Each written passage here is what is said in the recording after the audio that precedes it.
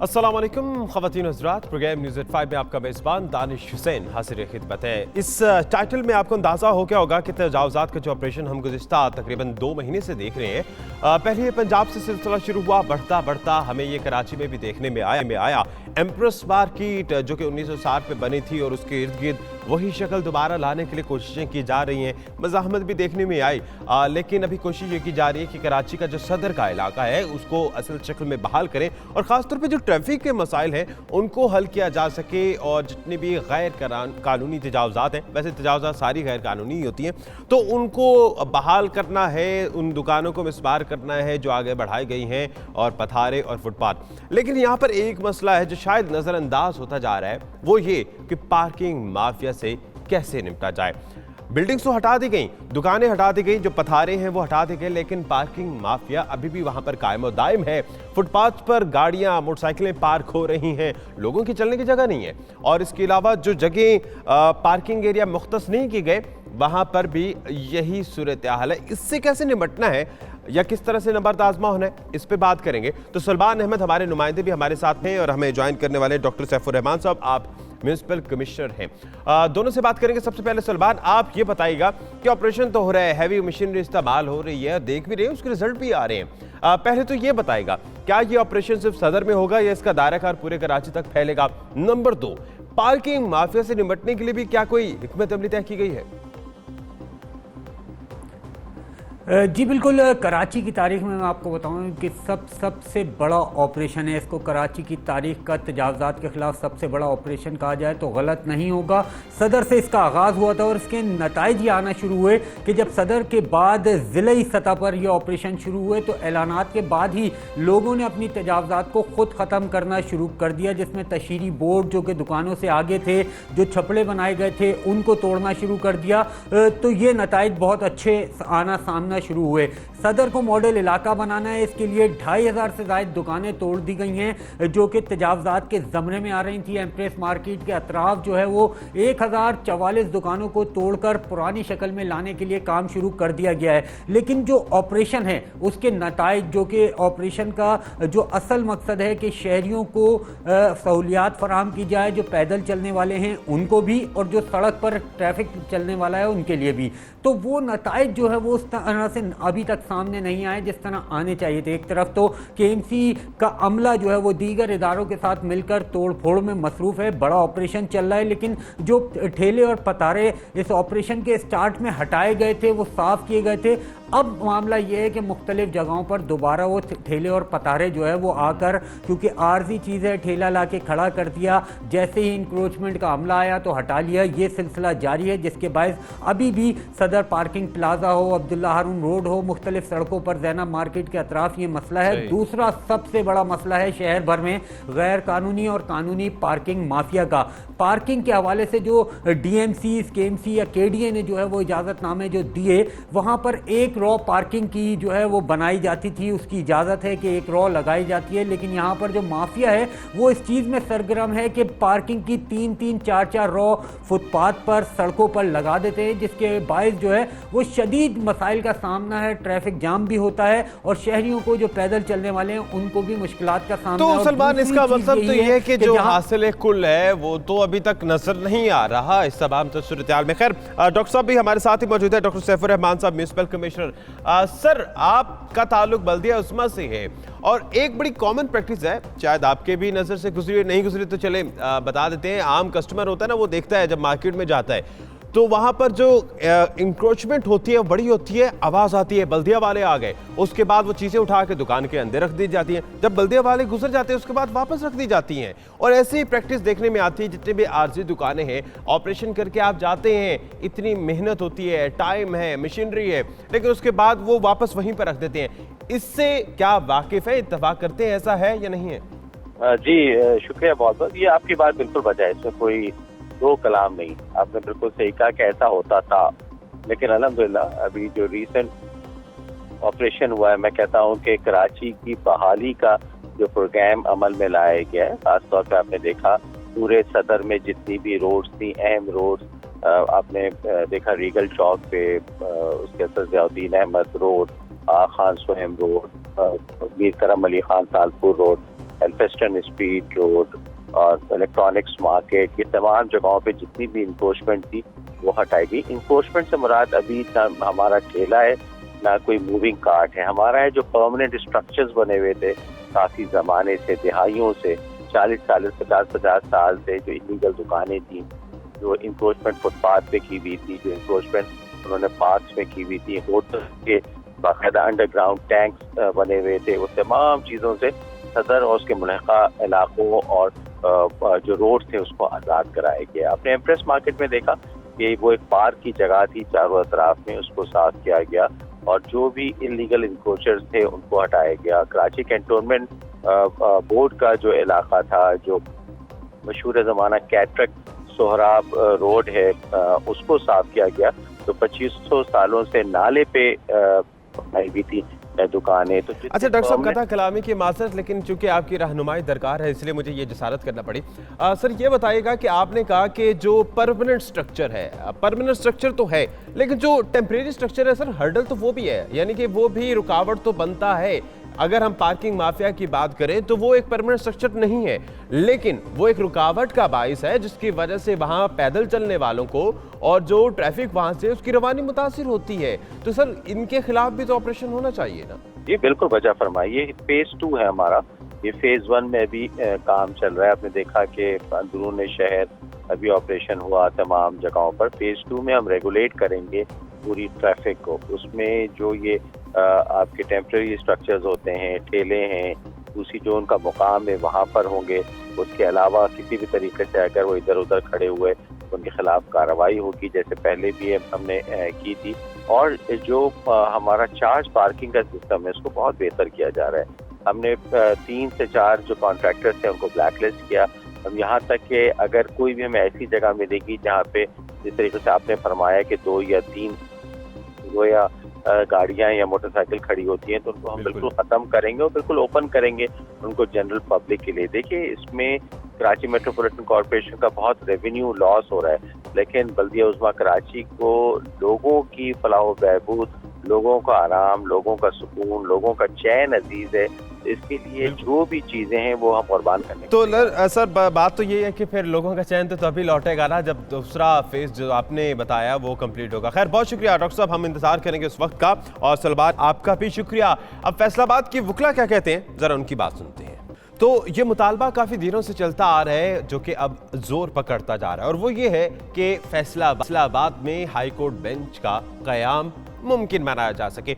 अब यहाँ पर 2 ग्रुप्स कह लें या 2 अशकाल कह लें नज़र आ रही हैं। एक रुख है या एक शक्ल है यंग वकला की, और दूसरी जानिब है सदर डिस्ट्रिक्ट बार जो कि आमने सामने। अब सदर डिस्ट्रिक्ट बार ने भी अहकाम सातिर किए हैं कि यहाँ पर प्रोसिक्यूशन ऑफिस खोलेंगे, लेकिन जो यंग वकला हैं वो इस बात को तस्लीम नहीं करते और उनका मुतालबा अटल है।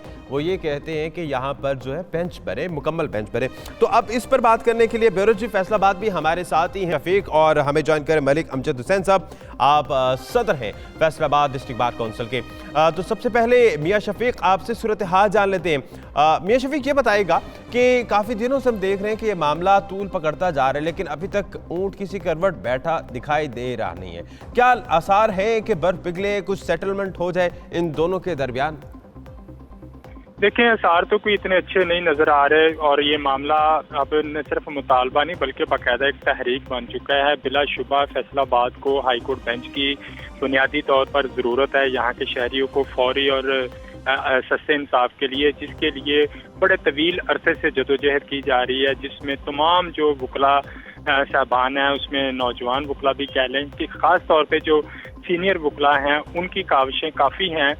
लेकिन अब मामला कुछ और शक्ल इख्तियार करता जा रहा है, चूँकि बुनियादी तौर पर फैसलाबाद डिस्ट्रिक्ट बार एसोसिएशन के चूँकि इंतखाबात होने जा रहे हैं चंद हफ्तों बाद, इस मामले को उस तरह भी इस्तेमाल करने की कोशिश की जा रही है कुछ मखसूस ग्रुप कह लें एक तबके की तरफ से, जिसमें ज़्यादातर नुमायाँ हैं जो यंग वकला हैं। अब जो सीनियर वकला हैं और बार एसोसिएशन के जो ओहदेदारान हैं, उनकी कोशिश है कि भाई हमारी एक तहरीक है, एक अच्छे काज के लिए निकले जिसके लिए हमें फैसलाबाद की सिविल सोसाइटी और मुख्तलिफ सियासी, सनती, तिजारती सभी तंजीमों का, तमाम हलकों की हमदर्दियाँ भी हासिल है, हमायत हासिल है, लेकिन इसको सियासी रंग ना दिया जाए। आज देखें फैसलाबाद में जो हुआ रैली में नून लीग के 3 से 4 MPA भी शरीक हो गए। ये वो MPA साहबान हैं जो पिछले दौरे हुकूमत में भी थे, 5 साल जदोजहद तो करते इसका रहे। मतलब है शफीक के कुछ सियासी रंग देने की कोशिश भी की जा रही है। खैर, अमजद साहब भी हमारे साथ ही मौजूद हैं। अमजद साहब, जिस तरह से प्रोसिक्यूशन ऑफिस तक तो आपने तस्लीम किया है इस बात को, अब ये बताएगा कि कौन से ऐसे कानूनी सुकम हैं जिसकी वजह से मुकम्मल बेंच का मुतालबा जो है वो तस्लीम नहीं किया जा सकता। और जिस तरह से मियां शफीक ने भी एक निशानदेही की है, क्या कुछ सियासी एलिमेंट्स हैं, क्योंकि इलेक्शन भी होने वाले आप लोगों के, तो उसकी वजह से भी कुछ असरअंदाज हो रहा है, कुछ मामला तूल पकड़ रहे हैं?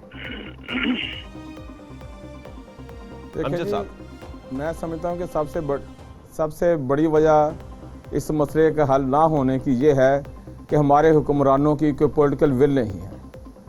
अदरवाइज मामला सीधा सा है।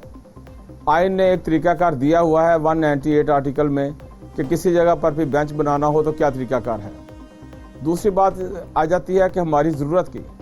हमारा मौक़िफ़ ये है कि फैसलाबाद तकरीबन 2.25 करोड़ की आबादी का एक डिवीज़न है, जिसकी आबादी बलूचिस्तान के 1 करोड़ 23 लाख आबादी से ज़्यादा है और KPK से तकरीबन आधी है। बलूचिस्तान में 3 जगह पर हाई कोर्ट काम कर रहा है और KPK में 5 जगह पर काम कर रहा है। हमारा क्वेश्चन सिर्फ यही है कि अगर आप लोग उन जगहों पर हाई कोर्ट बेंच बनाना अपनी गवर्नेंस के लिए, लोगों के इंसाफ के लिए अच्छा समझते हैं, हमें उस पर कोई ऑब्जेक्शन नहीं, तो क्या वजह है कि एक ऐसा डिवीज़न जो किसी एक सूबे से ज़्यादा या एक सूबे से आधा हो और एक सूबे में तो 5 बेंच हो, एक इतने बड़े डिवीज़न में कोई एक बेंच भी आप ना बनाएं, तो ये दोहरा म्यार किस लिए है? अगर इसको हल करना हो तो नेचुरली हमें आइन का रास्ता अख्तियार करना पड़ेगा। आइन में क्या है कि 198 में कहता है कि सूबाई गवर्नमेंट जो है वो पाबंद है जहां मुनासिब समझे हाई कोर्ट का बेंच कायम करने की। इसलिए मैं समझता हूं कि इसमें कमी है तो पॉलिटिकल विल की है। दूसरा, अनफॉर्चुनेटली मैं जिस शहर से बिलोंग करता हूं, यहाँ पर सारी रियासती चीज़ें हमें बहुत जदोजहद करके मिलती हैं। हमने जब वकालत का आगाज़ किया तो फैसलाबाद का सिविल डिवीज़न सरगोदा था, जबकि फैसला लहलपुर उस वक्त भी बड़ा शहर था। जब मैंने किया तो कमिश्नर इनकम टैक्स मुल्तान में बैठते थे, फैसलाबाद बिजनेस वाला शहर था। कलेक्टर स्टेट टैक्स मुल्तान में बैठते थे, जबकि फैसलाबाद बिजनेस वाला शहर था। तो मैं समझता हूँ कि शायद हमारे लोगों की सादगी, हमारे लोगों की मेहनत, हमारे लोगों की जद्दोजहद कैसी है वो हुक्मरानों को ज़्यादा अजीज नहीं होती।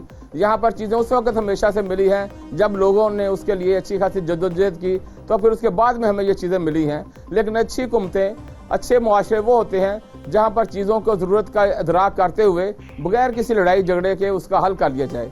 हमारा एक मुद्दत से मुतालबा है। मैं समझता हूँ कि इसके लिए कम से कम हमारे से अगर किसी को कोई भाम है, कोई बात हमसे जानना चाहता है तो हमसे बैठ कर डायलॉग कर ले कि आपका मौक़िफ़ क्या है, किस वजह से आप इस पर इसरार करते हैं, हमारे आर्गूमेंट सुन ले। मैं रिक्वेस्ट करूँगा कि मीडिया के ऊपर आकर हमारे से कोई डायलॉग कर ले कि हम क्यों चाहते हैं और वो क्यों नहीं देना चाहते। दूसरी बात, मैं आपसे रिक्वेस्ट करूँगा कि एक सवाल हमारे से बार बार किया जाता है कि आप क्यों मुतालबा करते हैं। हमने इतनी दफ़ा रिपीट किया, शायद आप बातें दोबारा रेपिटेशन में चली जाएगी। इसलिए मेरी आपसे गुजारिश है कि आप हुकूमती अकाबरीन से पूछें कि वो बाकी जगहों पर तो बेंचेस मौजूद हैं, फैसलाबाद में या इतने बड़े डिवीजन में हाई कोर्ट का बेंच आप क्यों नहीं बनाते, ताकि उनका जो मौक़िफ़ है लोधरा में मौजूद है, मुल्तान में मौजूद है, कितना करीब फासला है, पिंडी में हाई कोर्ट का बेंच मौजूद है, इस्लामाबाद में मुकम्मल हाई कोर्ट अवेलेबल है। बात यह है कि क्या हमें लोगों से इम्तियाजी सलूक करने का हुकूमतों को कोई फ़ायदा होता है या मज़ा आता है, या कुछ लोगों के बारे में, कुछ शहरों के बारे में, इलाके के बारे में वो समझती शायद ये दूसरे दर्जे के लोग हैं। मैं समझता हूँ ये नाइंसाफ़ी है और इन नाइंसाफ़ी के ऊपर फिर जब बात आगे बढ़ती है तो ज़्यादा एहतियाज की शक्ल चल जाती है, एहतियाज से आगे निकल तहरीक की शक्ल चल जाती है। फिर उसमें कई ऐसे वाक़यात हो जाते हैं जो नापसंदीदा होते हैं। चलिए अमजद साहब, हम तो दुआ को है कि आपका मामला जो है वो एहतजाज या तहरीक से पहले ही हल हो जाए, तो ज़्यादा ही अच्छी बात है, कुछ ज़्यादा गड़बड़ ना। बहुत शुक्रिया अमजद साहब आपका भी और आप दोनों का। और अब है जी सिंध का मैदान और कश्मीर का इम्तिहान।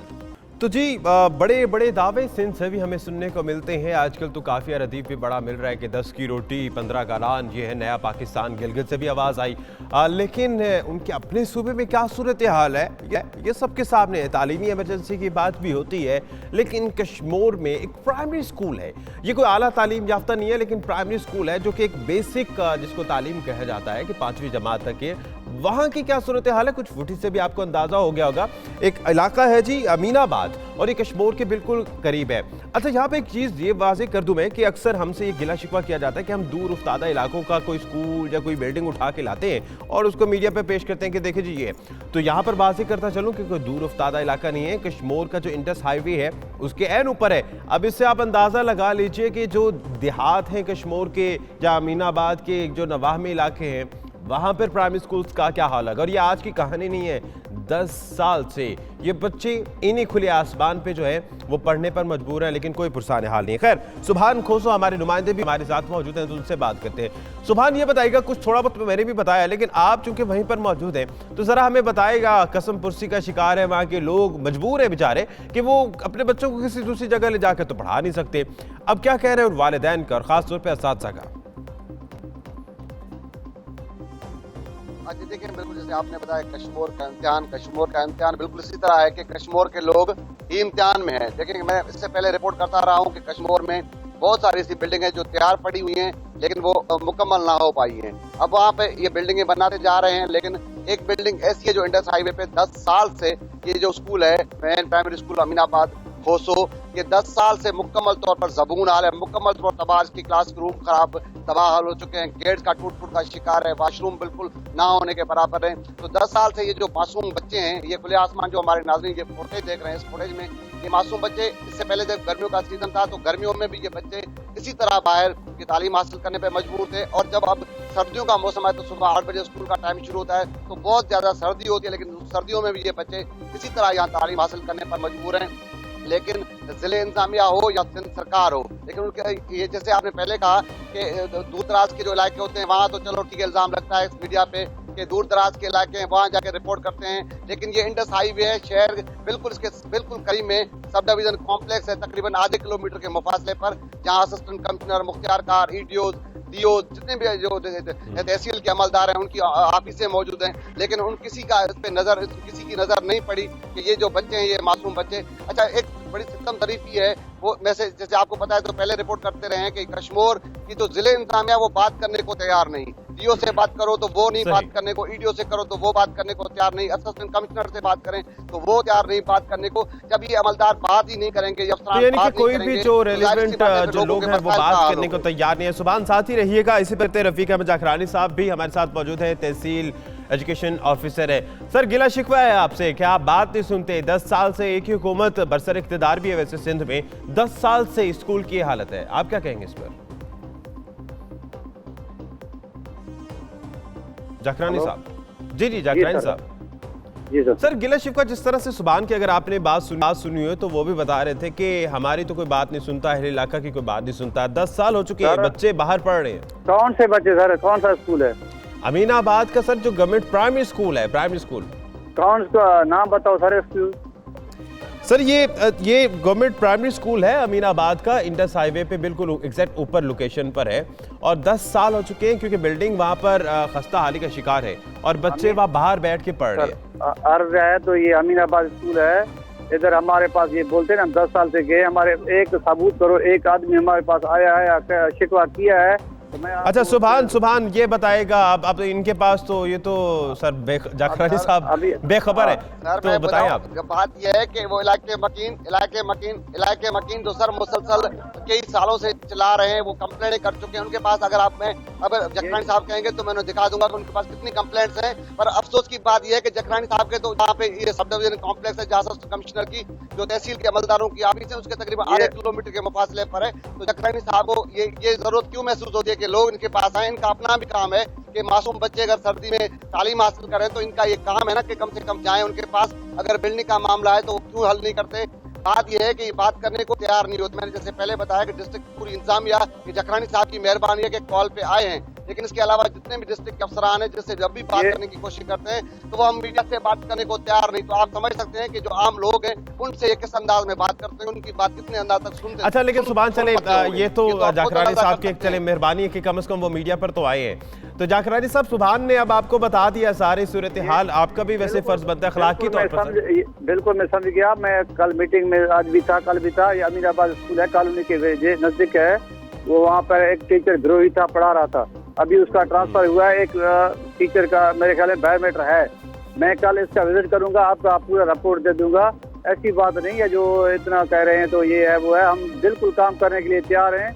कोई भी मीडिया वाला हो, भी हमारा भाई है, कोई दोस्त हो, कोई गरीब हो, जो भी आए मैं सारे को बात देखूंगा, विजिट करूंगा।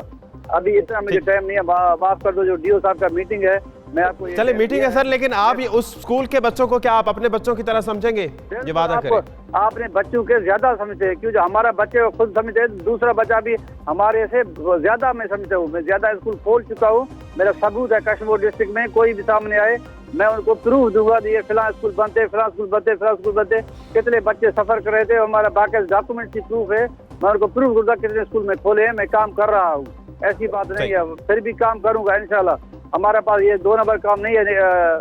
आप तो रहे ना, आप जो भी चले जाकिर अली साहब, हम तो दुआ गो हैं कि अल्लाह ताला आपको सकत दे, कुव्वत दे कि आप ये कर सके, और हमारी नेक तमन्नाएं आपके साथ है। हम आपसे दोबारा जरूर पूछेंगे कि कहां तक पहुंचा काम। बहुत शुक्रिया जाकिर अली साहब। और सुभान खाब हमारे साथ मौजूद थे, कश्मीर की बात कर रहे थे। कुछ कौमी इदारों के खसारे की बात करेंगे, एक ब्रेक के बाद हमारे साथ रहिएगा।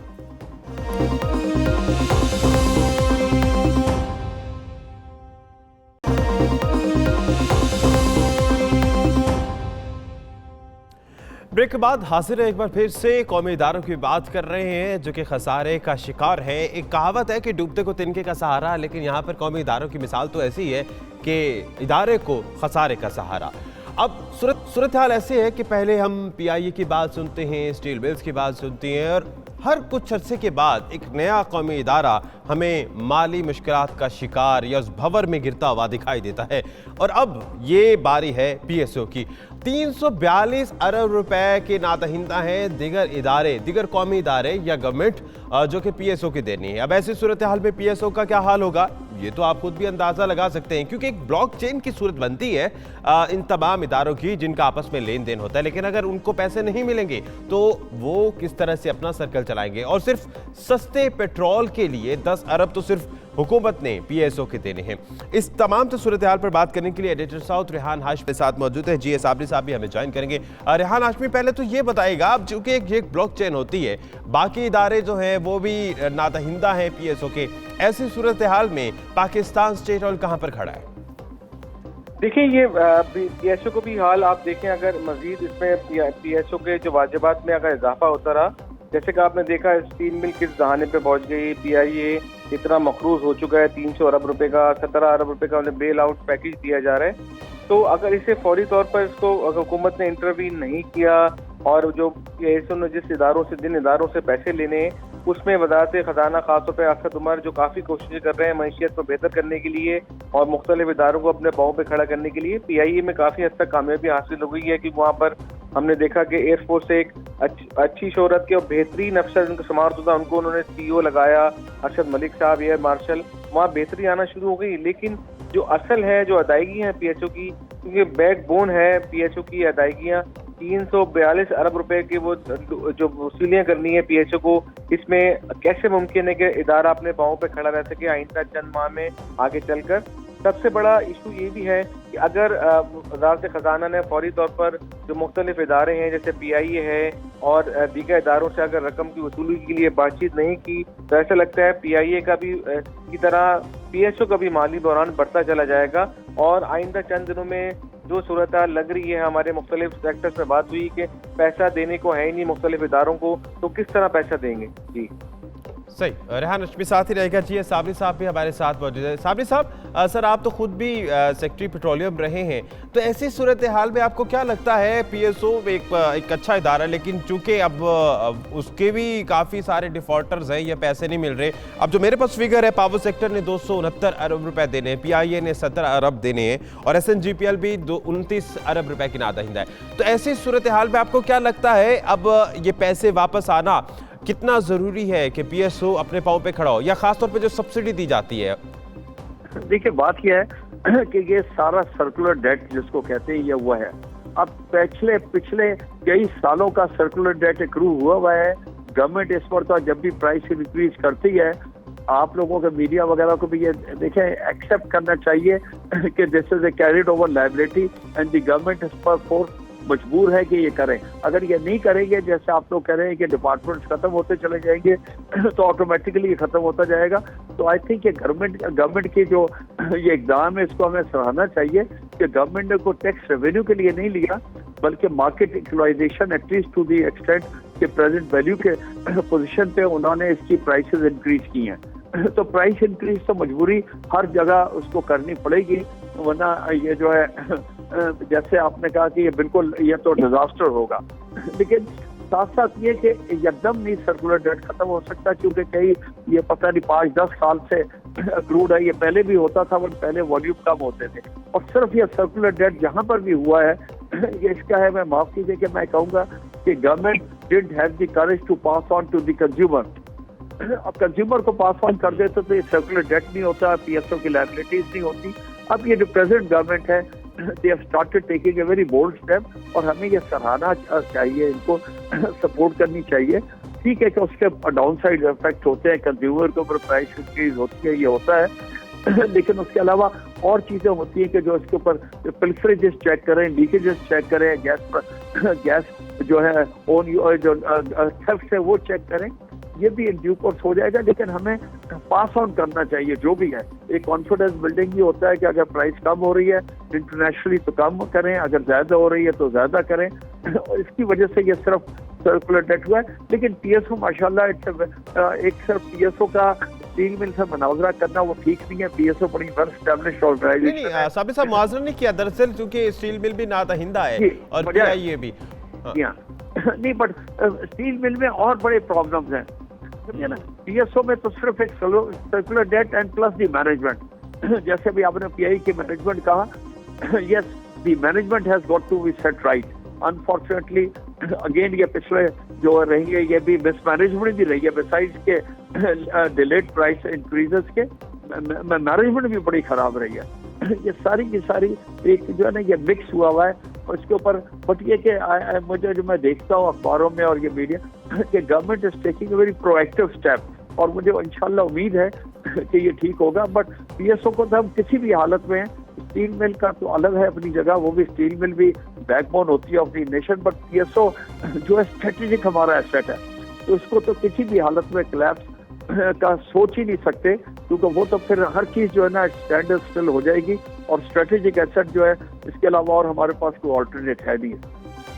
जाहिर है वो तो उसने तो सारी मैशत को चलाना है, क्योंकि तेल है तो सारी मैशत चलेगी। हाशमी साहब एक मफरूज़ा आपके सामने रखता हूँ, 342 अरब चूंकि है, जिस तरह से साबरी साहब ने भी फरमाया कि एक सर्कुलर डेट है जो चलता है, लेकिन मिसाल ले लेते हैं कि जो 10 अरब हुकूमत सब्सिडी दे रही है वो ख़त्म भी कर देती है, तो फिर भी 332 अरब का खसारा तो रहेगा। तो इसमें जो बाकी इदारे हैं अगर वो किसी तरह से कोशिश करें या बेल आउट पैकेज से सूरत हाल कुछ इसको कम करें कि कम से कम इसको मिनिमाइज किया जा सके, तो इस सिलसिले में क्या कोई हिकमत अमली तय की जा रही है हुकूमती सतह पर या वजारत खजाना की जानिब से?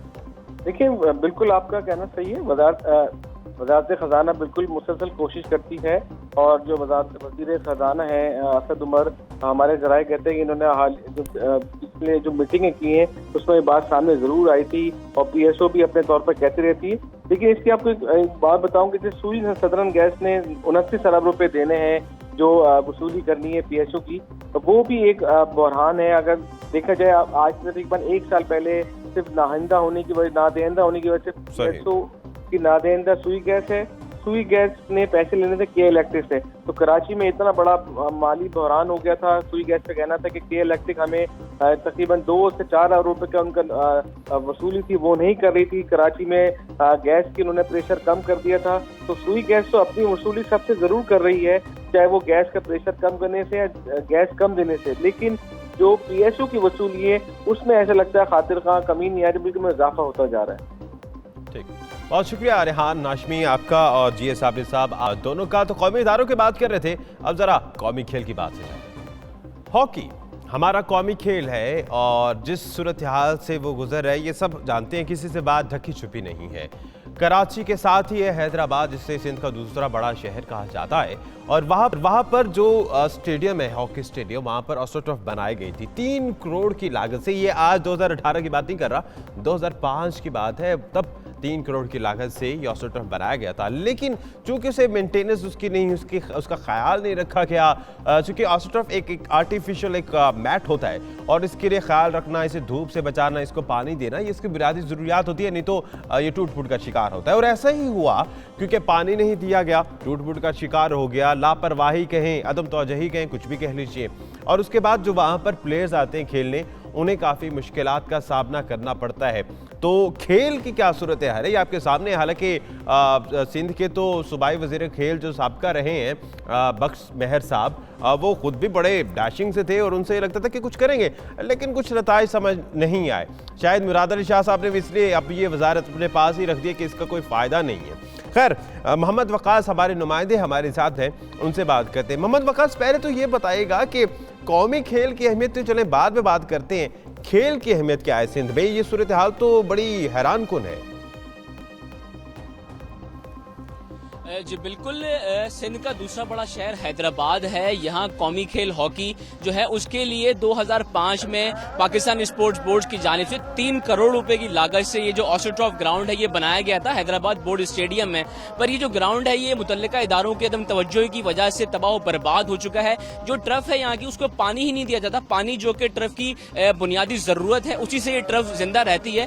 इस टर्फ की जो मुद्दत म्याद जो है वो इसकी 10 साल है, लेकिन वो भी उस सूरत में कि अगर इसे मुसलसल इसकी देखभाल की जाए, इसको पानी दिया जाए। लेकिन यहाँ तो ये आलम था कि 2005 में जो इसको बनाया गया तो 13 साल गुजर जाने के बावजूद भी जो इसकी देखभाल है वो नहीं की जा सकी है। इस वजह से जो ऑस्ट्रोटर्फ है वो जगह जगह से उखड़ गई है। जो खिलाड़ी हैं उन्हें खेलने में शदीद मुश्किलात का सामना है। मजमूई तौर पर अगर इस ग्राउंड की बात की जाए तो जो ग्रिल्स हैं वो चोरी हो चुकी हैं। जो प्लेयर सिटिंग एरिया है, जूरी सिटिंग एरिया है, वो भी टूट फूट का शिकार है। उसके अलावा जो गोल कोर्ट्स हैं वो भी तबाह बर्बाद हो चुके हैं। कोई इसका वाली वारिस नहीं है। जो प्लेयर्स यहाँ खेलने आते हैं, जो खिलाड़ी यहाँ खेलने आते हैं, उनका शदीद शिकवा है मुताल्लिका इदारों से। उनका यही कहना है कि हमारा कौमी खेल है हॉकी, उसके बावजूद ये जो उसका हशर कर दिया गया है, ग्राउंड की कोई देखभाल नहीं है, कोई यहाँ पूछता नहीं है। पानी देने वाला यहाँ पे अलमिया ये कि पानी देने वाला कोई इस ग्राउंड में नहीं होता। इस वजह से जो ग्राउंड है हमारा कौमी खेल ये तबाही की तरफ जा रहा है। बताइएगा वकास, चूंकि अब तो वैसे भी एक्सपायर हो चुका है, 10 साल इसकी मुद्दत है, तो 3 साल वैसे ही ऊपर हो चुका है, अभी तो ख्याल नहीं रखा, तो फिर ये हाल है।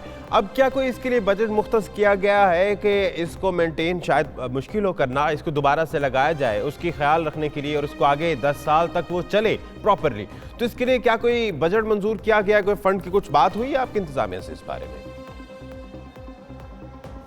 जी बिल्कुल, हमारी इंतजामिया से बात हुई तो कोई इस बारे में सुनने को तैयार नहीं है। इसका जो बजट है वो अभी तक कोई मुख्तस नहीं किया गया। हालांकि एक कौमी खेल है हॉकी, इसके लिए ऑस्ट्रोटर्फ का ग्राउंड बनाया गया था, पर ताहाल इसके ये हाल करने के बावजूद भी जो मुतल्लिका इदारे हैं उनकी जो गफलत की जो नींद में वो अब तक सो रहे हैं, कोई इस तरफ ध्यान नहीं दे रहा है। अगर बात की जाए कि अभी जो नई जो हॉकी फेडरेशन की बॉडी बनाई गई है, जो डिस्ट्रिक्ट बॉडी होती है फेडरेशन की, उसने थोड़ा सा काम करना शुरू किया है। वो यहाँ पे हम देखते हैं रोज जो प्लेयर्स हैं वो खेलने आते हैं, वो ही पानी देते हैं। उसी हिसाब से ये अगर ग्राउंड यहाँ खेल अगर हो रहा है, आप मेरे पीछे देख सकते हैं अभी भी खेल हो रहा है, तो सिर्फ वो जो खिलाड़ी हैं वो यहाँ पानी देते हैं, तो यहाँ पे खेला वो खेल सकते हैं। साथ ही रहेगा वकास। तैयब साहब ने भी हमें ज्वाइन किया है, मेयर हैदराबाद। हुसैन साहब, कराची के मेयर तो वैसे बड़ा गिला शिकवा करते हैं कि उनके पास इख्तियारात नहीं है, क्या आपकी भी सूरत हाल ऐसी है कि ऑस्ट्रोटर्फ को मेंटेन नहीं करवा पाए आप? लेकिन बात यह है कि आप जिस लोकेशन की बात कर रहे हैं बोर्ड ऑफिस की, बोर्ड ऑफिस के अंदर ये जो बोर्ड स्टेडियम है ये बेसिकली मेरे डोमेन में तो नहीं है, लेकिन मेरे शहर के अंदर जरूर है। मेरी प्राइमेसिस जो बनती है उसके अंदर, और यकीन ये एक लेकिन आप तो पूरे हैदराबाद के मेयर है ना। देखिए ना, मैं आपको वो चीज बता रहा हूँ, ये कुछ चीजें आपके डोमेन की बात आ रही है ना, मेरे डोमेन में नहीं आता ये जो है गवर्नमेंट की तरफ से स्पोर्ट्स जो मिनिस्ट्री है उसके तहत ये चीजें चल रही हैं। और हैदराबाद का जो ये एक प्राइम लोकेशन का जो बोर्ड स्टेडियम है जो कि हमारे तो आपकी मेयर साहब आपकी बात है तो आप कह रहे हैं गवर्नमेंट, तो गवर्नमेंट और मेयरशिप की क्या अलग है? नहीं, इसमें देखें लोकल गवर्नमेंट के अंदर हमारी जो बाउंड्रीज हैं उससे हटके है ये, और इसमें सेक्रेटरी बोर्ड और चेयरमैन बोर्ड ये सारी डिपार्टमेंट इनके अंडर में आता है। इनकी अपनी पूरी कमेटी है, इन्हीं का एक अपना फोरम है जो लुक आफ्टर करता है। लेकिन फिर भी मैं अपने तौर पे जब भी कभी इनकी तरफ से रिक्वेस्ट आई है तो मैं इनकी मदद करने की कोशिश करता हूँ।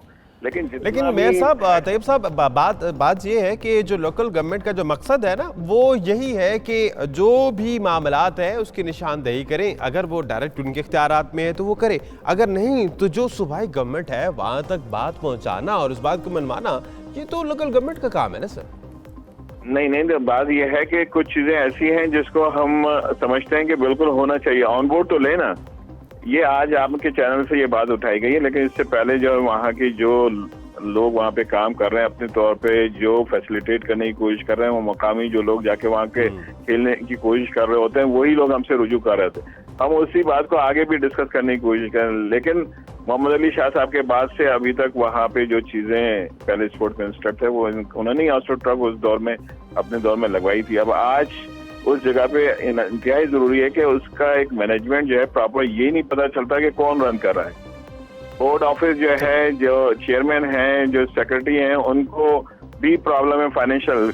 तो लेकिन हमारे पास लोकल गवर्नमेंट, आप ये मैं बिल्कुल वॉलंटियर करता हूँ, अगर ये बल्दिया के अंडर में दे दें, हम इसको लुकआफ्टर कर लेंगे, क्योंकि हर चीज रिलेटेड है। फंड जब ऑलरेडी वहाँ पे किसी और सतह से आ रहा हो तो मेरे करने से, तो यानी कि बात घूमती घूमती फंड पे आके हर जगह खत्म हो जाती है। खैर, बहुत शुक्रिया तैयब हुसैन साहब हमारे मौजूद थे, हमारे नुमाइंदे वकास भी हमारे साथ मौजूद थे। आप दोनों का बहुत शुक्रिया। अब जरा लोधरा की बात करते हैं, जहां पर तालीम की सूरत हाल क्या है। तो लोधरा गवर्नमेंट डिग्री कॉलेज है जिसका कयाम को बड़ा अरसा बीत गया, लेकिन उसके बाद वहाँ पर बहाउद्दीन ज़करिया यूनिवर्सिटी का लोधरा में एक सब कैंपस भी बनाया गया। जब भी एक नया इंस्टीट्यूट, डिपार्टमेंट या कुछ भी सब कैंपस वगैरह बनता है तो हमेशा हमने यही देखा है कि उसके लिए एक अलग से जगह मुख्तस की जाती है, अलग बिल्डिंग बनती है। लेकिन अब सूरत हाल ये है, चूंकि गवर्नमेंट कॉलेज में ही इसको बनाया गया है, सब कैंपस को एक दर्जा दे दिया गया है सब कैंपस का कि BZU का सब कैंपस है। उसकी वजह से जो गवर्नमेंट कॉलेज के तलबा और तालिबात हैं उनको काफ़ी दुश्वारी का सामना करना पड़ रहा है। 10 कमरों का वादा भी किया कि आपको 10 कमरे बना देंगे जिसमें आप पढ़े, लेकिन अभी तक वो वादा भी वफा नहीं हुआ है। तो इसी पर बात करते हैं, हमारे साथ ज़हूर अहमद भी मौजूद है, प्रोफेसर कैसर सज्जाद साहब भी हमें ज्वाइन करेंगे। ज़हूर अहमद, पहले तो आप ज़रा हमें बताएगा, अभी जिस तरह से हमने देखा है हर जगह कि जब भी कोई सब कैंपस या डिपार्टमेंट बनता है तो उसके अलहदा से जगह मुख्तस होती है। अब ये मसला पैदा क्यों हुआ? क्या उसके लिए BZU सब कैंपस के लिए अलहदा से जगह नहीं बनी थी, जो उसको वो जगह लेनी पड़ी जो कि पहले से गवर्नमेंट कॉलेज की थी?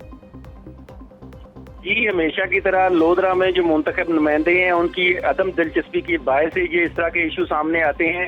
साबका दौरे हुकूमत में 2017 अक्टूबर में साबिक वज़ीर-ए-आज़म मियां नवाज शरीफ ने एक बड़े जलसे आम में सियासी स्टंट के तौर पर वादा किया था कि बहाउद्दीन ज़करिया यूनिवर्सिटी का जो कैंपस है वो लोधरा को हम देंगे। साबिक वफाकी वज़ीर मुमलकत ओवरसीज पाकिस्तानी अब्दुर्रहमान कांजू ये वज़ीर-ए-आज़म स्कीम के तहत ही इस यूनिवर्सिटी कैंपस को फंड देने थे, लेकिन एमरजेंसी के तौर पर ये सारा प्रोसेस किया गया सियासी, क्योंकि आगे इलेक्शन आ रहे थे, उसी वजह से ये सारा प्रोसेस किया गया। तो एक डिग्री कॉलेज था, डिग्री कॉलेज में पोस्ट ग्रेजुएट एक ब्लॉक था, उसी पर ही कब्जा करके ये बहाउद्दीन ज़करिया यूनिवर्सिटी का ये कैंपस कैंप कर दिया, जिसकी वजह से डिग्री कॉलेज में जो तलबा है और जो स्टाफ है उनको शदीद मुश्किलात का सामना करना पड़ा। जो पूरा ये पोस्ट ग्रेजुएट ब्लॉक था उस पर तो यूनिवर्सिटी बहाउद्दीन ज़करिया यूनिवर्सिटी का जो कैंपस था वो बना दिया गया, अलहदा से कोई जगह नहीं ली गई, क्योंकि जब भी यूनिवर्सिटी का कैंपस बनाया जाता है सब कैंपस, तो उसके लिए अलहदा से जगह ली जाती है। तो यानी कि अलहदा से कोई जगह बनाई नहीं की।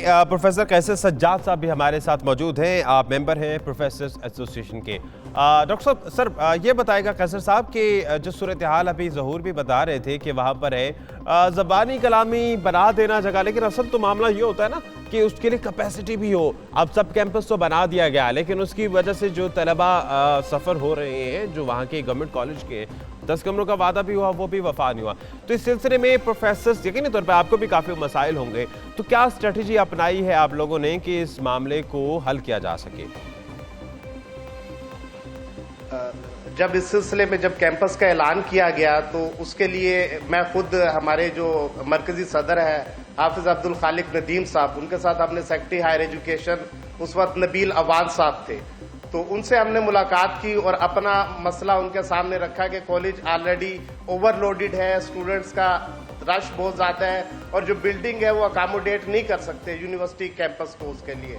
लेकिन उन्होंने इस सिलसिले में फिर उन्होंने एक कमेटी बनाई जिसमें उस वक्त स्पेशल सेक्रेटरी हायर एजुकेशन एहसान भुट्टा साहब और डायरेक्टर कॉलेजेस और कमिश्नर मुल्तान को कहा गया कि आप विजिट करके लोधरा का और इस बारे में फैसला करें। तो इस सिलसिले में उन्होंने फिर 3 जगहों का विजिट किया, जिसमें मतलब एक एजुकेशन कम्प्लेक्स जो कि खाली बिल्डिंग थी और जिसमें 30 रूम्स थे, और इसके अलावा एक सिविल हॉस्पिटल की बिल्डिंग थी पुरानी जो कि यूज नहीं हो रही थी। इसके अलावा एक स्कूल भी था रेलवे का जो कि खाली था, लेकिन रोड पे होने की वजह से उन्होंने, और क्योंकि वो जो बाकी बिल्डिंग्स थी उन बिल्डिंग्स में इशू रेनोवेशन का भी था, गवर्नमेंट कॉलेज की बिल्डिंग इसलिए उन्होंने ले ली कि एक तैयार की हुई बिल्डिंग थी। तो लेकिन इस सिलसिले में फिर उन्होंने सेक्रेटरी हायर एजुकेशन और कमिश्नर ने कहा कि हम ये बिल्डिंग ले लेते हैं, लेकिन इसके बाद आपको 10 कमरे बनवा के देंगे। तो जब ये एग्रीमेंट हो गया तो इस सिलसिले में कॉलेज इंतजामिया की तरफ से कमिश्नर को खत लिखा गया, जिसमें कमिश्नर ने डिप्टी कमिश्नर को हिदायत की कि आप इसका PC1 तैयार करवाएं। PC1 भी तैयार हो गया, लेकिन उसके बावजूद जब फंड्स की बारी आई तो पता चला वो जो प्राइम मिनिस्टर स्कीम के फंड्स थे वो कहीं और इस्तेमाल हो गए हैं। तो लेकिन अब जब बात की जाती है ज़िले इंतजामिया से या हायर एजुकेशन से, तो वो कहते हैं सब आपके सामने है कि इस वक्त फंड्स का प्रॉब्लम है, जब तक फंड्स नहीं होते तो ये मसला आप ड्रॉप ही समझें। सही, यानी कि मसला फंड्स का ये। बहुत शुक्रिया कैसर सज्जाद साहब और आप दोनों का। और इसी पर बात करने के लिए सूबाई वजीर बराए हायर एजुकेशन राजा यासिर हुमायूं सरफराज साहब ने भी हमें ज्वाइन किया है। राजा साहब, ये बताएगा, एंड पर आकर बात खत्म हो जाती है फंड्स पर। अब 10 कमरों का जो वादा हुआ है तो वो तो मेरे ख्याल से वफा होना चाहिए ना। एक्चुअली जी 10 कमरों का वादा मैं तो मुकम्मल गुफ्तगू नहीं सुन सका, लेकिन जो बात मुझे समझ आई है कि फंड्स की कमी तो वो बिल्कुल दुरुस्त है। जो लास्ट गवर्नमेंट है वो इतनी ओवर स्पेंडिंग करके गई हुई है, अपना डेफिसिट में बजट था कि हमें हर चीज़ को रैशनलाइज करना पड़ा इस साल, और हमने डिसाइड किया कि ब्रिक एंड मॉर्टर पे इस साल खर्चा नहीं हो सकता, जो हैं जो नहीं पैसे, तो आप बजाय के पैसे मांग के ब्रिक एंड मॉर्टर पे लगाएं। बेहतर ये है कि इस साल हम अपनी जो जितना पेपर वर्क है वो कंप्लीट करें, अपने सिस्टम्स को ठीक करें, और नेक्स्ट फाइनेंशियल ईयर में बेहतर डिसीजन हम लेने की पोजीशन में होंगे कि कहाँ पे पैसा स्पेंड करना है। अच्छा, तो यासिर साहब, अभी ये क्या मामला, जिस तरह से फंड्स की बात की कि अभी फंड नहीं है, तो अब किस तरह से आप समझते हैं कि अकोमोडेट किया जा सकता है इस एक फाइनेंशियल ईयर में? या आपका कहने का ये मकसद है कि अभी एक साल इसी तरह से गुजरना होगा, क्योंकि मौजूदा हुकूमत की तो प्रायोरिटीज में सेहत और तालीम है ना? देखिए, तालीम में जो सबसे अहम चीज़ सिर्फ ये नहीं कि आप नई बिल्डिंग्स बनाते जाएं या कंस्ट्रक्शन करते जाएं, उसमें बुनियादी चीज़ है कि क्वालिटी ऑफ एजुकेशन को ठीक कैसे करना है, और उसके लिए एक बहुत सारा काम ऐसे जो पैसे के बगैर करने, जो ऑलरेडी आपके रिसोर्सेज हैं उनको सही तरह यूटिलाइज करना है, उनको स्ट्रीमलाइन करना है, अपनी पॉलिसीज को सीधा करना है। तो हमारे पास 5-6 माह है ये काम करने के लिए। तो क्योंकि नेक्स्ट फाइनेंशियल ईयर जून में आ जाएगा, नेक्स्ट जो आ रहा है, उसमें हम अपने जो बाकी चीज़ें वो ठीक कर लेंगे, और इंशाल्लाह नेक्स्ट जो फाइनेंशियल ईयर है उसमें खातिर खा इजाफा होगा हायर एजुकेशन के बजट में, और जो इस साल चीज़ें रह गई हैं और जो ज़रूरी होंगी वो ज़रूर नेक्स्ट ईयर में। ठीक, बहुत शुक्रिया। राजा यासिर हुमायूं सरफराज साहब हमारे साथ मौजूद थे। और अब जरा बात करते हैं विहाड़ी में पार्किंग वालों की दिहाड़ी।